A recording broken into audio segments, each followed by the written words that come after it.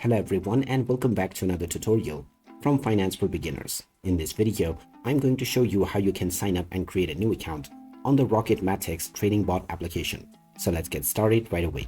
First of all, open up the Rocket Matix Trading Bot app on your device. And once you tap on the next button or scroll through the basic guide, you will see the create a new account as well as the login button. Tap on the create new account option and this will take you into the registration page.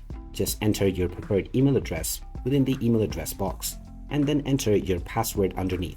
Make sure to tap on the checkbox to agree with the terms and conditions and then tap on open an account. You will now be taken into the platform where by default you will be taken into the demo trading mode. You can close this for now and then go into account at the bottom right to access your profile. Now make sure to also check your inbox within the email address that you have used to register.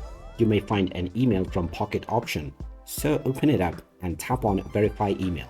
Once you do this, your email will be verified and now you can start using the Rocket Matix Trading Bot application. So there you have it. That is how easy it is to sign up and create a new account on the Rocket Matix Trading Bot app. If you find this video helpful, don't forget to hit that like button and subscribe to our channel for more useful tips and tutorials. Thanks for watching and I will see you again in the next video.